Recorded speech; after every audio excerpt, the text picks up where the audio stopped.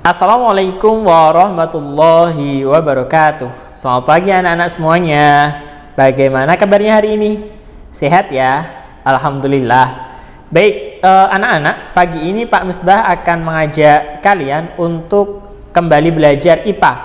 Pagi ini Pak Misbah akan mengajak kalian untuk belajar tentang pelestarian sumber daya alam. Nah, sebelum mendengarkan penjelasannya Pak Misbah tentang pelestarian sumber daya alam, sekarang anak-anak siapkan dulu buku catatannya. Sudah ya? Nah, sekarang dengarkan penjelasannya Pak Misbah baik-baik tentang pelestarian sumber daya alam.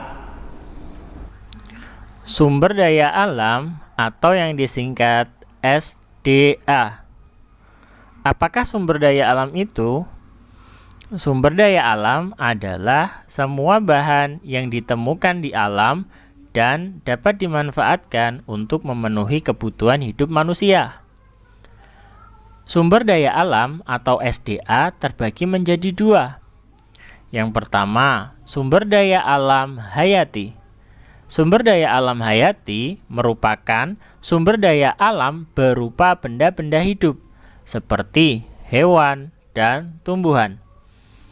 Sumber daya alam yang kedua yaitu sumber daya alam non-hayati, yaitu sumber daya alam berupa benda-benda mati seperti batu, pasir, air, angin, dan matahari. Nah, negara kita, Indonesia, itu memiliki kekayaan sumber daya alam hayati dan non-hayati yang sangat melimpah.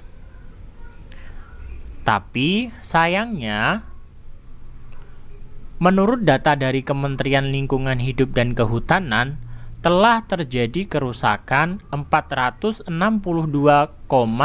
ribu hektar hutan di Indonesia antara tahun 2018 sampai 2019. Seperti gambar di belakangnya itu. Nah, lalu apa dampak bagi manusia jika alam rusak? Yang pertama adalah kepunahan berbagai jenis flora atau tumbuhan dan fauna atau hewan. Yang kedua yaitu mengakibatkan terjadinya banjir. Yang ketiga, menyebabkan terjadinya tanah longsor. Yang keempat, menyebabkan krisis air atau kekeringan. Lalu, apa yang dapat kita lakukan untuk menjaga kelestarian sumber daya alam? Yang pertama, kita dapat melakukan pelestarian sumber daya alam air dengan menjaga kelestarian hutan dan menggunakan air dengan bijak. Yang kedua, kita dapat melakukan pelestarian sumber daya alam tanah, yaitu dengan reboisasi atau menanami kembali hutan yang gundul dan mengurangi penggunaan pupuk kimia. Yang ketiga, kita dapat melakukan pelestarian sumber daya alam hewan, yaitu dengan membuat kawasan pelestarian hewan dan tidak memelihara hewan-hewan langka di rumah kita.